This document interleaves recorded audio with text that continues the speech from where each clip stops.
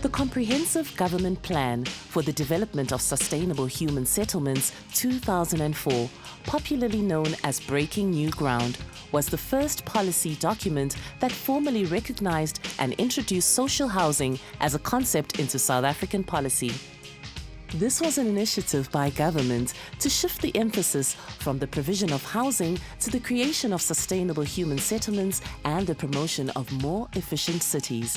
The Social Housing Act number 16 of 2008 defines social housing as a rental or cooperative housing option for low to medium income households at a level of scale and built form which requires institutionalized management and which is provided by social housing institutions or other delivery agents in approved projects to be delivered under the jurisdiction of the SHRA in designated restructuring zones with the benefit of public funding.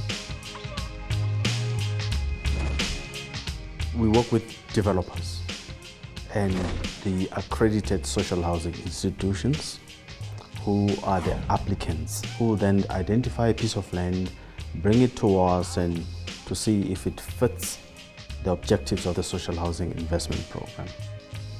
Once we've confirmed that it does meet the requirements, then they would, as per standard built environment requirements for developments, wherein you need the town planners, quantity surveyors, architects, and all other professionals that may be necessary for the facilitation of that piece of land or building to be ready. So I've got portfolio managers who will then take them through the processes until they've satisfied themselves that it meets the requirements for grant funding. And we'll take it to our board, where they'll then consider our submission and recommendation to conclude contracts. Once a contract is concluded, we then work with the financiers because the SHRA gives a part of the development cost, which works out to about 60 to 70% of the development cost. So we work with such financiers who then bring in the shortfall to bring the project to bankability to meet financial closure.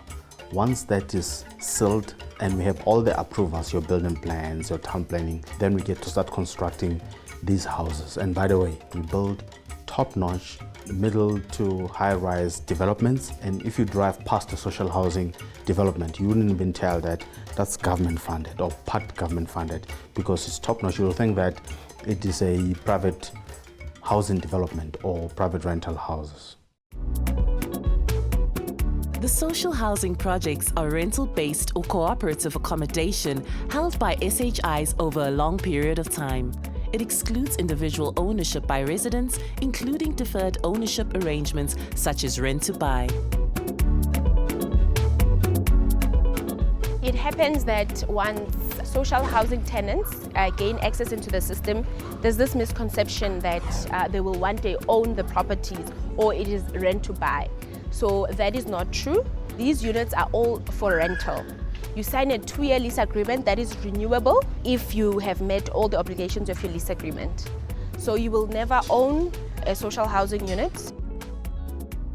The provision of social housing permits low and moderate income households to live in areas of our cities by means of rental or cooperative housing options for households earning between 1,850 and 22,000 rands per month. This gives them the opportunity for easier and cheaper access to socio-economic resources of the city, enabling them to take greater control of their livelihoods. Social housing projects include high, medium and low-rise housing located on contiguous sites or scattered across urban areas. Generally, social housing estates consist of medium to higher density projects of between 60 to 200 units per hectare, usually in 2 to 4 story walk-ups, no lift, or increasingly as land becomes scarcer and more expensive, in medium to high-rise tower blocks with lifts in the inner city areas.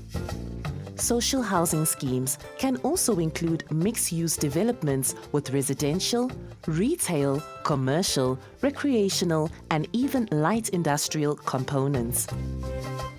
The social housing delivery agents must be accredited by the SHRA. which is the regulatory body responsible for regulating, capacitating, and investing in the social housing sector. To apply for accreditation, there are a number of forms and documents that prospective SHIs and ODAs must complete and submit to the SHRA.